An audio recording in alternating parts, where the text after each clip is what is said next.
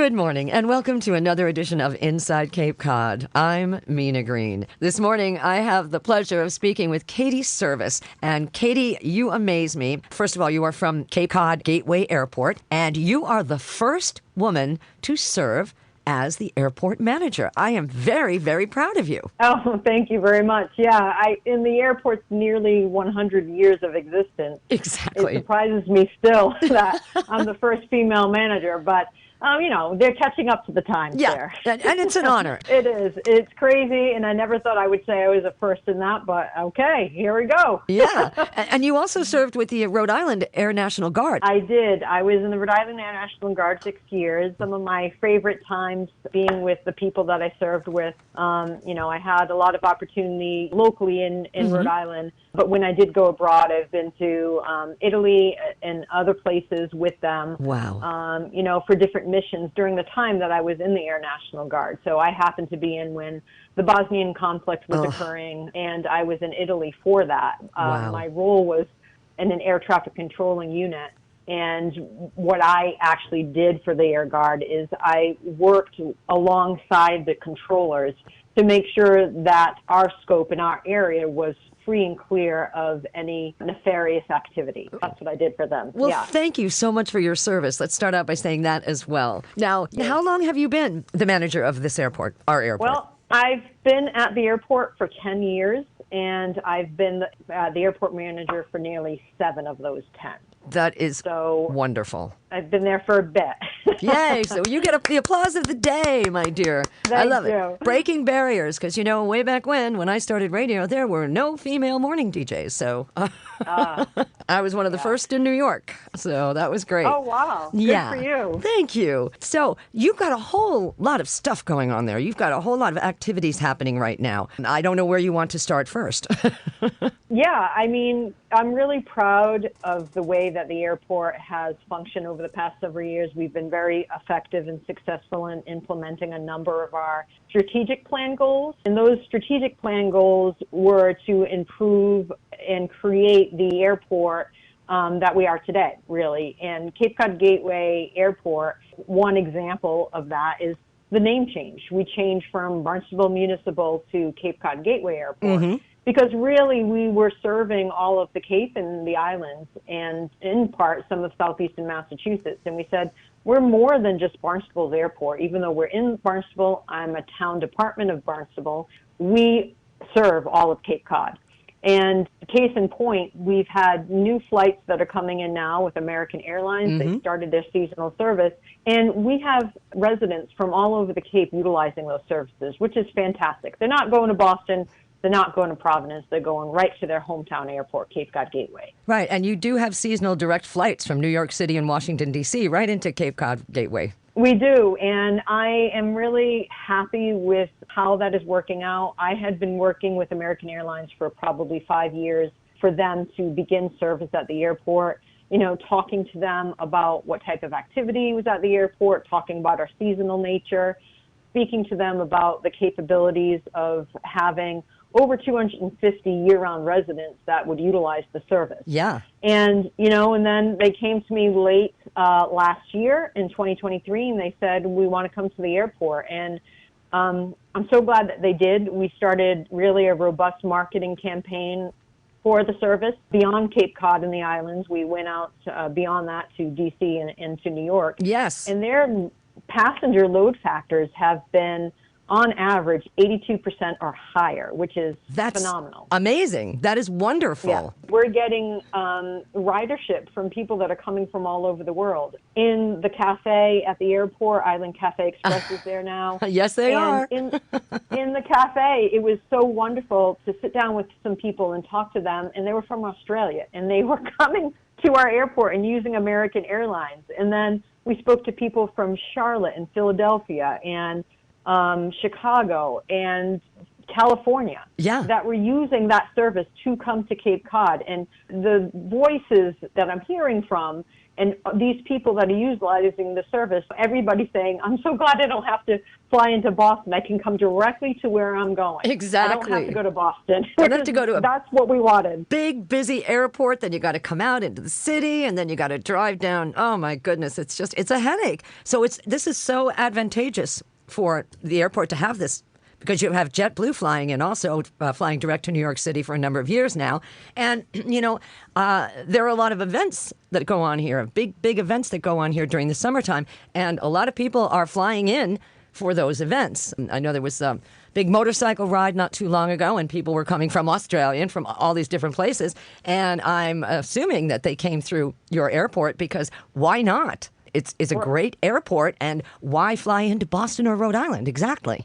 Right. And I think I oftentimes when I'm speaking to community members, we'll talk about that changing or shift in your thought process, right? So when you're looking for a flight to go to Florida, or you're looking for a flight to go to Europe, do your own homework. Look at Cape Cod Gateway Airport, and then look at how much it would cost to use JetBlue, Cape Air, or American Airlines. And then look at your other nearby airports, Providence and Boston. Then calculate the cost of parking at those airports, calculate the distance that it takes you to get there with traffic, the gas that it takes you to get there, and then really do your homework to decide, is this ticket better at Cape Cod Gateway Airport? So I did that analysis recently when American announced that they were going to be coming to the airport sometime back in June. I said, I'm going to see, what the cost would be to me for my husband and I to fly right from Cape Cod Gateway Airport, utilizing one of these services, American, JetBlue, and see how much my ticket would be to fly to England. And so I did that, and I put in all those parameters, parking fees at Logan Airport in Providence, the drive time, etc. I put all of that data in there. And I saved $86 by flying out of Cape Cod Gateway Airport. Hey, that's nothing to sneeze at. It's nothing to sneeze at, especially when you're starting to think about, they always say that phrase, time is money. Well, right. When you have to take a family of 4 up to Boston and maybe have to stay the night in a hotel to get on your flight the next morning, oh yes, because of the traffic, that really you need to crank that into your analysis. So I just ask people, do your homework, check what the cost would be for all airports. Exactly. That's too smart. That's too smart. So I won't mention your gender again, but that's very smart. See, this is the way we think. And you've got some improvements going on. You've got an improvement process with the FAA requirement. Yes. So back in 2022, we went through a process that's called a master plan update. And the Federal Aviation Administration requires that you look at your facility and you identify where improvements can be made. And you do that for a couple of reasons. One is so that you have a financial plan for the next 5 to 10 years, 20 years. Usually a master plan goes out to 20 years, but you're really concentrating on the first 5 and 10 years. So a financial plan, it identifies to the federal government, these are the areas that I might need funding assistance. And then it also identifies where you need to make improvements because maybe you don't meet certain standards. So we went through that process back in 2021 and 2022. We wrapped it up in 2022. And now we're in the process of looking at the improvements that were identified during that process and looking at them from an environmental standpoint. So just to give you an example of what those improvements are, we looked at improvements to 3 of our taxiways because they do not meet federal standards. And when I say they don't meet federal standards, that's commonplace for a lot of our airports that were built during World War II times, where the same standards that existed back in the 1940s do not really exist today because of safety standards that have been implemented. So we have taxiways that need to be adjusted so that we meet that federal standard. In looking at our runway for an air carrier airport, which we are, our runway does not meet the length requirements for our existing fleet of aircraft that use that airport. And when I say fleet of aircraft, I'm including general aviation, some of the corporate and business type traffic that comes in, and it's the vast majority of our operations, and the operations by the commercial service aircraft, JetBlue and American Airlines. Now, when we looked at the runway extension, to meet the needs of our highest percentage of users, about 56% is general aviation, that business corporate type jet aircraft, when we looked at our runway length, we did not meet the needs for the vast majority of those aircraft that utilize the airport now. So they operate at the airport, they can do so safely, but their distances might not be from here to Florida, or their distances might not be from here to California, because they can't take on as much fuel because of the runway length. Fast forward to JetBlue. JetBlue is looking at modifying the aircraft that they use at the airport. They're going from a 100 passenger to 120 passenger aircraft. Good. They've flown the 120 passenger aircraft into the airport. They can get into the airport without a problem and out. However, if they want to go at a distance that's further than New York, further south, they have to take into account that they probably need a longer runway to be able to go further distances. That makes sense. So when we did the master plan, that runway extension was looking at, where are we going now? What is that? What we call stage length. Where are we going now? Where do people in the community want to go? I hear Florida all the time. People want to go to Florida nonstop.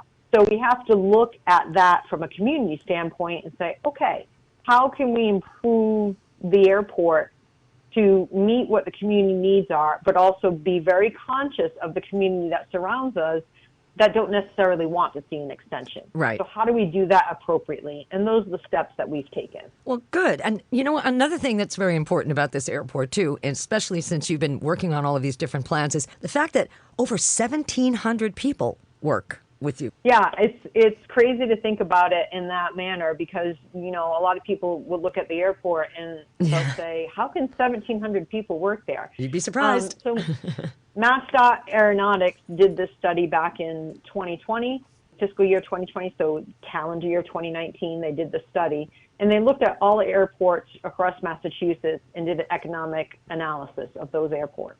And when they looked at Cape Cod Gateway, based on, Cape Air's in its 35th year of service at the airport. Right. They looked at the time, JetBlue operations. They looked at the swell of operations in the summertime, and then our other existing tenants that we have on the airfield. For instance, I'm throwing out some names here, I know, but Griffin Avionics has been at the airport for nearly 40 years. Atlantic Aviation has been there in various names. They were Retrix Aviation at one point, but they've been there for 20 years. So when you start bringing in all those different types of businesses, they have employees that are year-round and a swell during the season. Right. So at the time when they did the study, it accounted for 1,700 jobs at the airport. And, with Cape Air obviously being one of the largest, we also have Federal Aviation Administration and TSA that's located at the airport. So they have a number of jobs and people that work at the facility. So, 1,700. It's surprising, but, and we've probably increased that number over the past several years as well. Well, sure, because, it's just contributing to the local economy, which is so very, very important here on Cape Cod, because people used to see us as just a seasonal summertime thing where everything boards up. Now, I get that we used to do that years and years ago, like a lot of places on the water would board up for the winter, and that's just simply not the case anymore. It's great. Yeah, it's not happening. The community has evolved.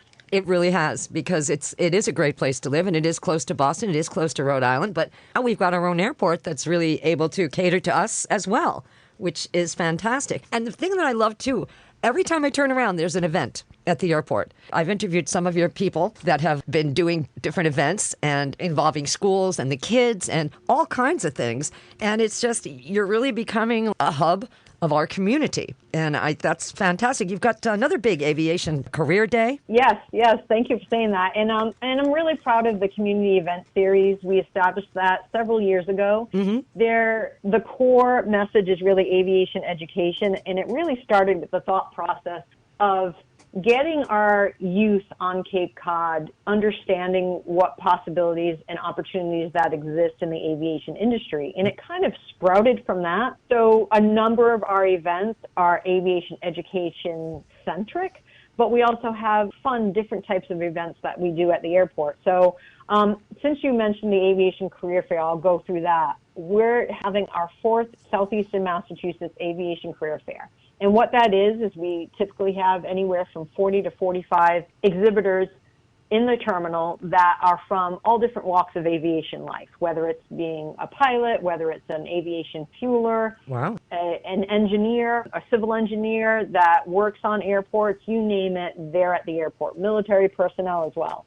And then we invite local students to come and join us to learn about aviation. We've had as many as 450 students in the terminal during this event. And what it ended up doing is it ended up creating this need for an internship at the airport. That's and fabulous. It was fantastic because it's one of my favorite events because we get to show our local students the opportunities that they have right in their backyard. Yeah. Right here on Cape Cod. And then we've opened it up further to them to be able to do an internship at the airport.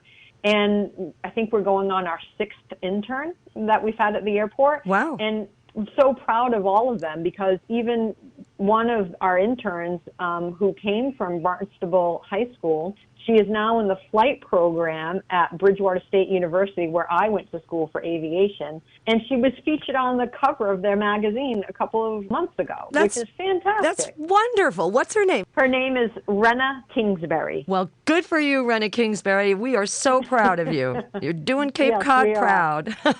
She is. She Yep. is. And you are too. Now, where are you from originally, Katie? I'm originally from Westport, Massachusetts. I grew up there. My husband is actually an airport manager as well. He works at New Bedford Airport. So we both got into the aviation world and we met in college. But, we're from Massachusetts. That's great. We're originally born and raised. That's not a bad thing at all. That's a good thing. Well, you are just amazing. And I've done a couple of Inside Cape Cods with some of the things that you've been doing, some of the events that you've been doing over the last year or so.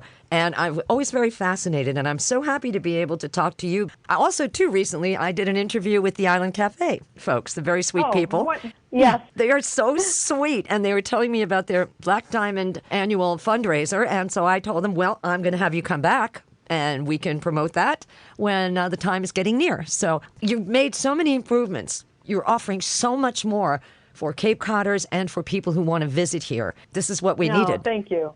Yeah, thank you. I am very proud of my team. Obviously I couldn't do it without them. But Right. We've been very successful and very effective in implementing a number of our goals that we set out. The airport, it has really a more robust marketing and communications campaign. We're doing greater community outreach and transparency through those outreach opportunities. I'm attending various speaking events and I'm speaking all over the Cape. I've been to Sandwich. I've been to 2 locations in Yarmouth.